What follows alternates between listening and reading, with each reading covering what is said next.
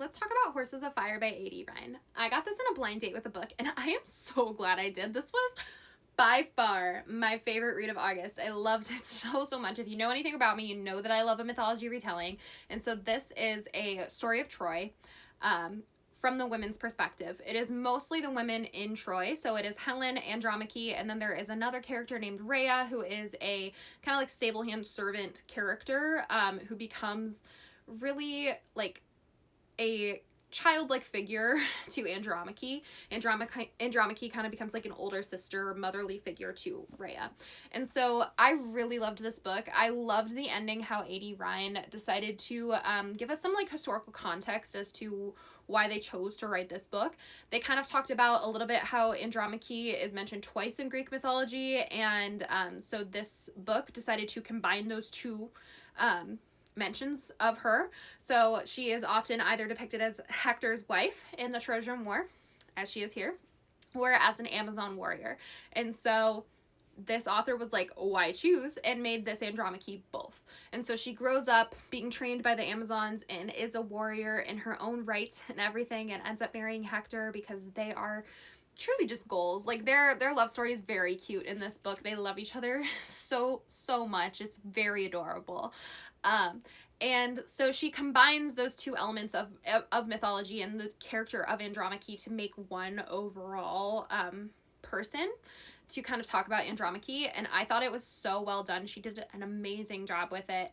This character was so fully fleshed out in ways that I don't think other Trojan women have been, because they're not pulling from all of the source material and everything like this author did.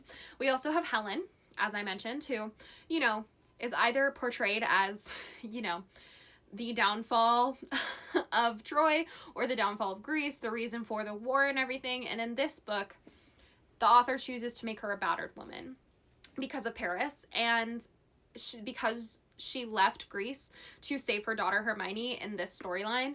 It is just, I think it is the most realistic version that I could ever dream of, to give Helen back a little bit of agency. Like the reason that she left was not because she loved Paris, and she also wasn't super in love with Menelaus, her first husband. She truly just loved her daughter so much that she, when her daughter was threatened by Paris, she decided to go willingly in order to protect her daughter. And I think that at the heart of that is the truth of like a mother. And I found that to be beautiful, that like this author decided to go that route with it rather than making Helen you know, one-dimensional in the way of like she's just beautiful or whatever, the way other retellings have done. And so I really appreciated that. And then our third character, Rhea, is kind of like the rounded out character that connects Helen and Andromache over time, because they kind of butt heads up till a certain point, because Andromache blames Helen for everything that's happening in Troy, because she refuses to see that Helen is being abused by Paris until a certain point, until Rhea really, like, you know, demonstrates to her how kind Helen is. And then they all come together and they kind of try to save as much of Troy as they can. You also have Cassandra in this book. She obviously cannot be left out. She's a very important woman when it comes to the Trojan War.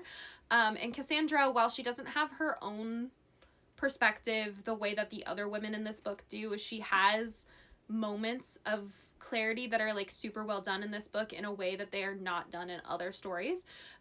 You know, Cassandra is the doomed character where no one believes her despite her ability to share the truth. And so the author really kind of flips that on its head here by making Cassandra a victim of sexual assaults, and kind of like, you know, making this a parallel to the way we don't believe women today.